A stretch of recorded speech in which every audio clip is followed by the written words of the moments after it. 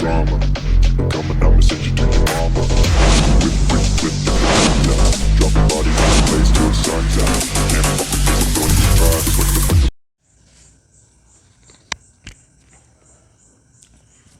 तो चलो बच्चों, नेक्स्ट टॉपिक अपना स्टार्ट करते हैं। अपना अगला टॉपिक जो है वो क्या है, मैग्नेटिक डाइपोल मूवमेंट का, ठीक है ना। इसके पहले अपन लोग जो है वो मैग्नेटिक फील्ड इंटेंसिटी यानी चुंबकीय क्षेत्र की तीव्रता के बारे में पढ़े हैं, ठीक है ना। अब आज का अपना अगला टॉपिक जो है वो क्या है, मैग्नेटिक डाइपोल मूवमेंट यानी चुंबकीय द्विध्रुव आघूर्ण के बारे में, ठीक है ना। तो चलिए स्टार्ट करते हैं। तो मेरा नाम है सुनील सिंह सोमवंशी उर्फ SSS और आप सभी का हार्दिक स्वागत करते हैं अपने study channel Sunil coaching classes में, ठीक है। तो चलिए स्टार्ट करते हैं अपना टॉपिक। तो अपना टॉपिक किस चीज़ का, मैग्नेटिक डाइपोल मूवमेंट का, ठीक है ना। तो मैग्नेटिक डाइपोल मूवमेंट के बारे में पढ़ने से पहले थोड़ा सा मैग्नेटिक डाइपोल के बारे में जान लेते हैं कि मैग्नेटिक डाइपोल जो होता है वो क्या होता है। तो हालांकि ये सब आप पहले से ही पढ़ते आ रहे हो, जब से मैग्नेट का चैप्टर चालू हुआ है तब से आप इसके बारे में पढ़ रहे हो, ठीक है ना। पर फिर भी अपन थोड़ा सा डिस्कशन कर लेते हैं। मैग्नेटिक डाइपोल मतलब कि चुंबकीय द्विध्रुव, ठीक है ना। क्या बोला कि चुंबकीय द्विध्रुव के बारे में समझते हैं कि ये क्या है। तो सबसे पहले तो ये समझ लो कि ये क्या है, एक सिस्टम है। क्या है, मैग्नेटिक डाइपोल जो है वो एक सिस्टम है, ठीक है ना। ये क्या है, एक सिस्टम है, मतलब कि एक निकाय है, ठीक है ना। मैग्नेटिक डाइपोल जो है वो क्या है, एक सिस्टम है यानी निकाय है। किस चीज़ का सिस्टम है, दो अपोजिट पोल का, दो अपोजिट पोल का यानी कि दो विपरीत ध्रुव, टू अपोजिट पोल यानी दो विपरीत ध्रुव से बना हुआ यह एक निकाय है। अब ये जो दो अपोजिट पोल आपके सामने दिख रहे हैं, ये दोनों अपोजिट पोल जो होंगे वो सेम मैग्नीट्यूड के होंगे। कैसे होंगे, सेम मैग्नीट्यूड के, ठीक है ना, यानी कि समान परिमाण के। क्या बोला हमने कि ये दोनों जो होंगे वो कैसे होंगे, सेम मैग्नीट्यूड यानी समान परिमाण के। क्लियर हो गया। और इन दोनों पोल के बीच का जो डिस्टेंस होगा, यानी कि जो डिस्टेंस है, दोनों पोल के बीच का जो डिस्टेंस है यानी कि इनके बीच की जो दूरी है वो बहुत ही कम होगी, वेरी स्मॉल डिस्टेंस, ठीक है ना।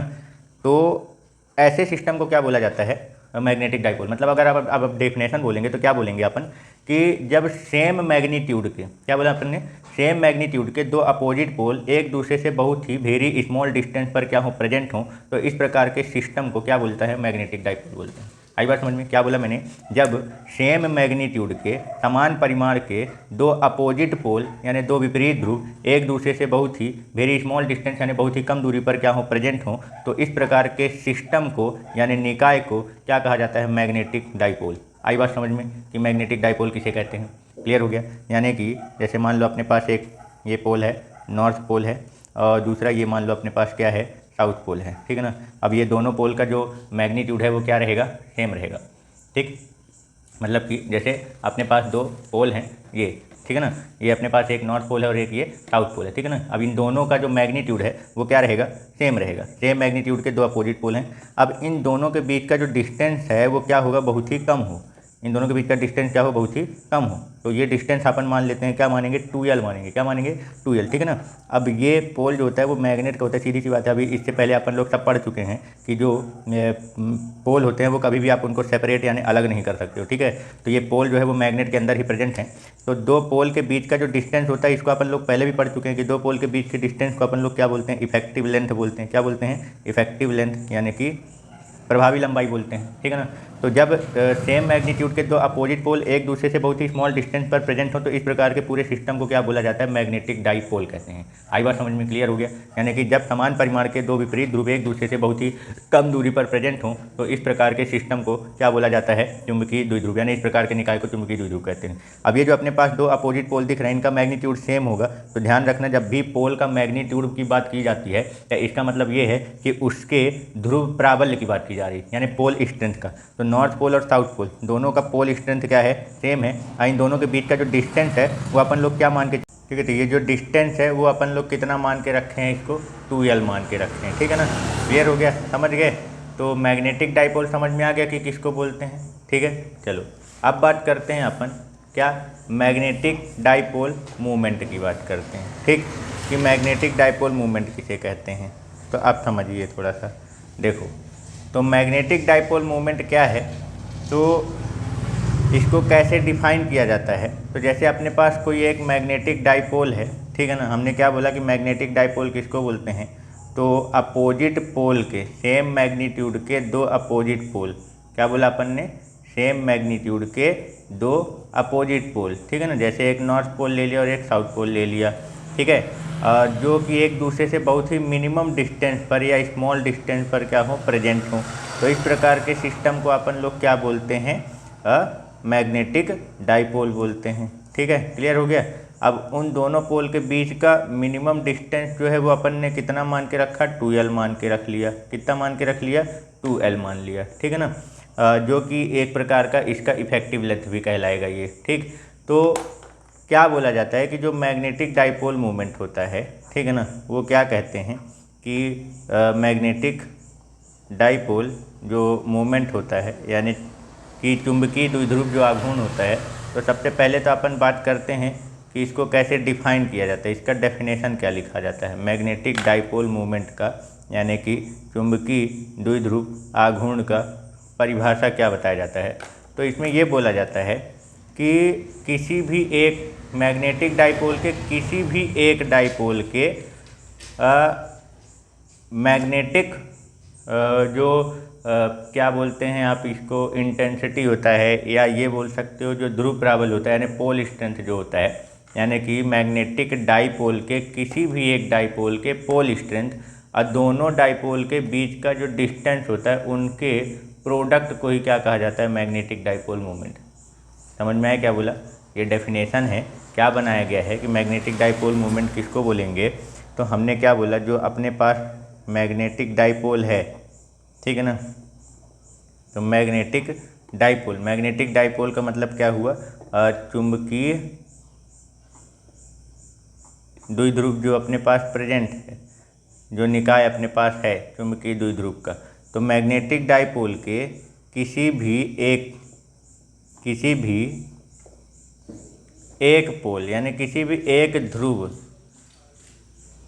के पोल स्ट्रेंथ, क्या, किसी भी एक ध्रुव के पोल स्ट्रेंथ यानी कि ध्रुव प्राबल्य, भाई दोनों पोल के पोल स्ट्रेंथ क्या होते हैं, इक्वल होते हैं, दोनों ही पोल यानी कि जो दोनों ही ध्रुव होते हैं उनका जो प्राबल्य होता है, ध्रुव प्राबल्य वो क्या होता है, बराबर होता है। हमने पर डेफिनेशन में ही पढ़ा था कि मैग्नेटिक डाइपोल किसको बोलते हैं। तो सबसे पहले तो ये क्लियर है, सेम मैग्नीट्यूड के दो अपोजिट पोल होते हैं, ये दो अपोजिट पोल हैं, इनका मैग्नीट्यूड सेम, मतलब इसका मैग्नेटिक पोल स्ट्रेंथ जो होगा वो भी m होगा और इसका भी कितना होगा, स्मॉल m ही मान के चलना है, दोनों का बराबर मान के चलेंगे, ठीक है ना।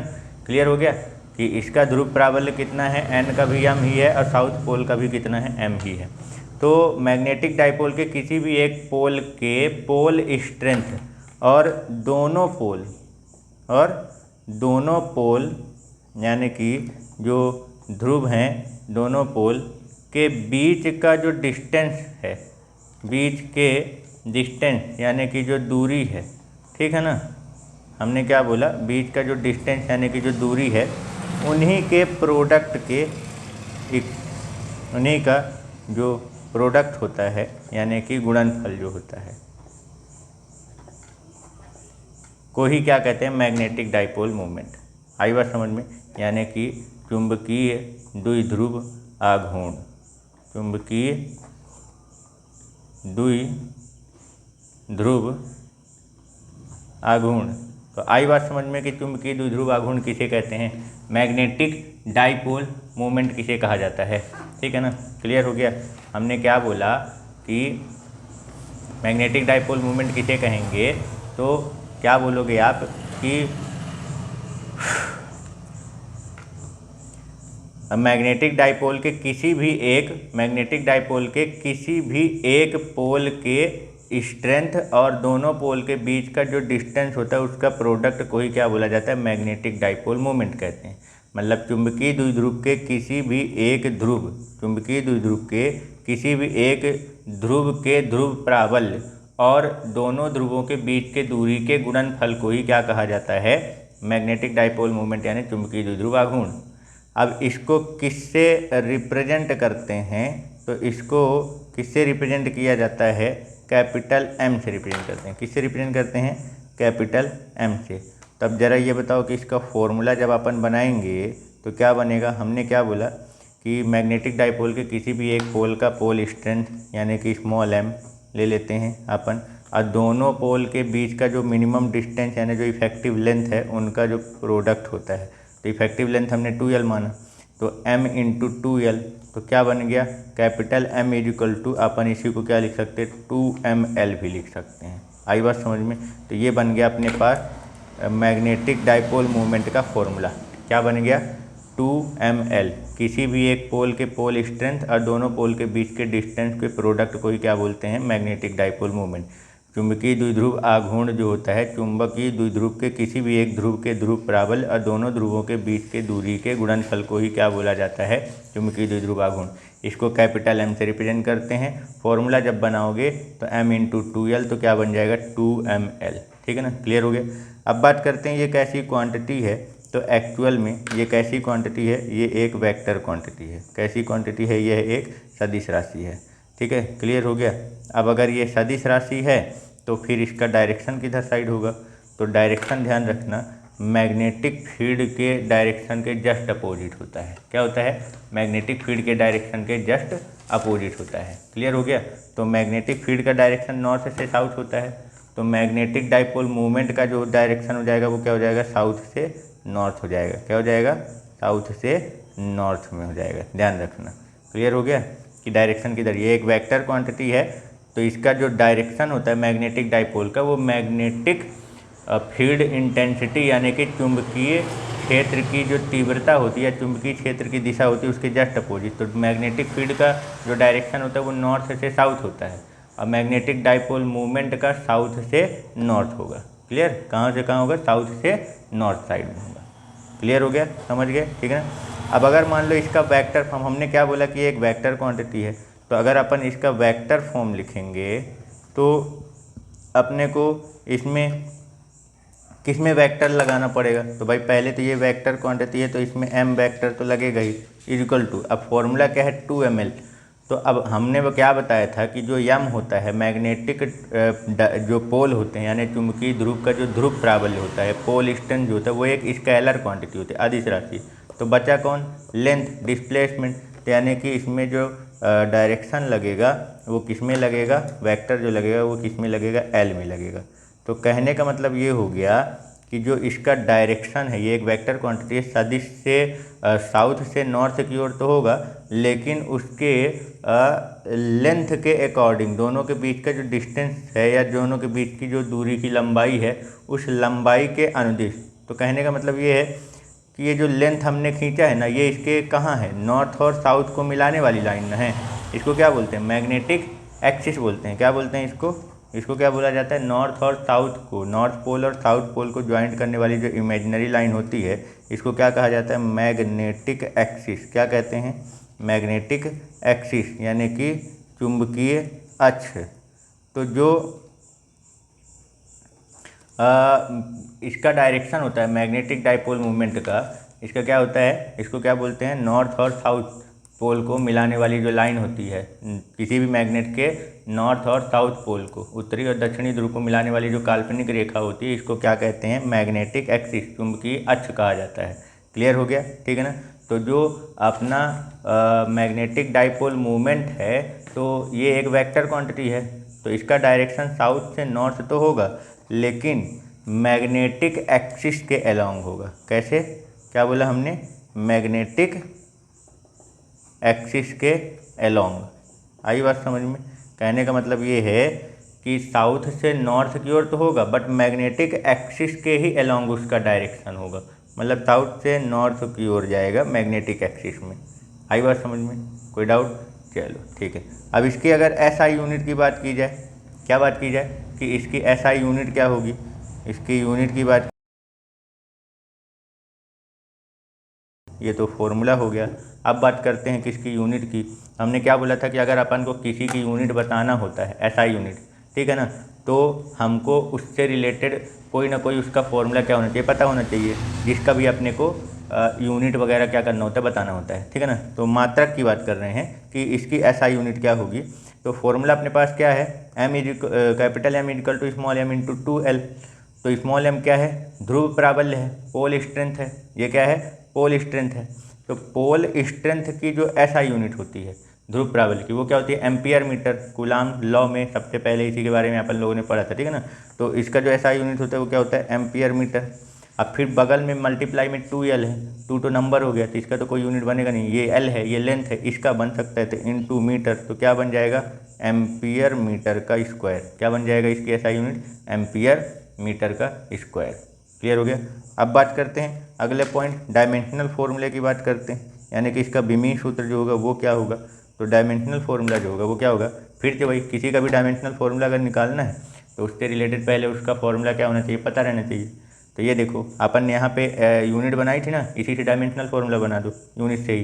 भाई एम्पियर ए करंट का SI यूनिट, तो डायमेंशनल फॉर्मूले में इसका जो डायमेंशनल फॉर्मूला यूज होगा वो यही होगा। अब मीटर लेंथ का है, लेंथ के लिए डायमेंशनल फॉर्मूले में L यूज करते हैं। अब देखो यहाँ पे मास तो है नहीं तो M 0 कर दो, और लंबाई की बात करें तो यहाँ मीटर स्क्वायर है तो लेंथ की पावर कितनी हो जाएगी 2, और T भी है नहीं तो T की पावर हो जाएगी 0, और यहाँ पे A है हमारे पास तो A के लिए तो A ही लिखा जाएगा। तो जो नहीं है उसके पावर 0 लगा सकते हो या फिर उसको सीधे हटा दो तो क्या बन जाएगा L की पावर 2A, इसका क्या हो जाएगा डायमेंशनल फॉर्मूला बनेगा। बात समझ में आ गई। भाई जो चीज़ अपने पास नहीं है तो उसकी पावर 0 कर देते हैं, ठीक है, या फिर आप सीधे सीधे क्या कर दो इसको हटा दो, जिसकी पावर 0 थी उसकी वैल्यू 1 हो जाती थी, इसकी जगह 1 हो जाएगा तो क्या बचेगा L की पावर 2A बचेगा बस, ठीक है। तो ये था अपना क्या मैग्नेटिक डाइपोल मूवमेंट। तो अपन लोगों ने आज क्या क्या पढ़ा है थोड़ा सा एक बार रिवीजन कर लेते हैं कि मैग्नेटिक डाइपोल मूवमेंट को पढ़ने से पहले अपन लोगों ने क्या पढ़ा है मैग्नेटिक डाइपोल के बारे में पढ़ा है, ठीक है ना। तो मैग्नेटिक डाइपोल का मतलब क्या हो गया, किसको बोलते हैं। तो मैग्नेटिक डाइपोल एक प्रकार का क्या होता है सिस्टम होता है, एक प्रकार का ये निकाय होता है। अब ये कैसा निकाय होता है, मतलब इस सिस्टम में क्या शामिल होता है, इसमें दो अपोजिट पोल होते हैं, ठीक है ना, एक नॉर्थ पोल हो गया और दूसरा साउथ पोल हो गया। क्या हो गया, एक नॉर्थ पोल हो गया और दूसरा साउथ पोल हो गया, ठीक है ना, जिनका मैग्नीट्यूड क्या होता है सेम होता है। अब वो दोनों एक दूसरे से बहुत ही स्मॉल डिस्टेंस पर क्या होते हैं प्रेजेंट होते हैं, क्या होते हैं बहुत ही स्मॉल डिस्टेंस पर प्रेजेंट होते हैं। तो इसका इस पूरे पॉइंट को मिला के अगर मैग्नेटिक डाइपोल का डेफिनेशन बनाया जाए तो क्या बोलेंगे, सेम मैग्नीट्यूड के दो अपोजिट पोल, क्या समान परिमाण के दो विपरीत ध्रुव जब एक दूसरे से बहुत ही अल्प दूरी पर, बहुत ही कम दूरी पर क्या हो प्रेजेंट हो, वेरी स्मॉल डिस्टेंस पर प्रेजेंट हो, तो इस प्रकार के सिस्टम को, ये जो अपने पास सिस्टम तैयार हुआ है ये पूरा सिस्टम है, ठीक है ना, ये पूरा क्या है एक सिस्टम है यानी कि निकाय, ठीक है ना। तो इस प्रकार का जो अपने पास निकाय बन के तैयार होता है उसको क्या बोला जाता है मैग्नेटिक डाइपोल, ठीक है क्लियर। उसके बाद अपन लोग क्या पढ़ रहे हैं मैग्नेटिक डाइपोल मूवमेंट के बारे में पढ़ रहे हैं। तो इसका क्या डेफिनेशन बनाया गया, इसमें ये बोला गया कि मैग्नेटिक डाइपोल के किसी भी एक पोल का पोल स्ट्रेंथ, मैग्नेटिक डाइपोल के किसी भी एक पोल का पोल स्ट्रेंथ यानी कि चुंबकीय द्विध्रुव के किसी भी एक ध्रुव का जो ध्रुव प्राबल्य हो और दोनों ध्रुवों के बीच की जो दूरी होती है, दोनों डाइपोल के बीच का जो डिस्टेंस होता है उनका जो प्रोडक्ट होता है उसी को क्या बोलते हैं मैग्नेटिक डाइपोल मूवमेंट।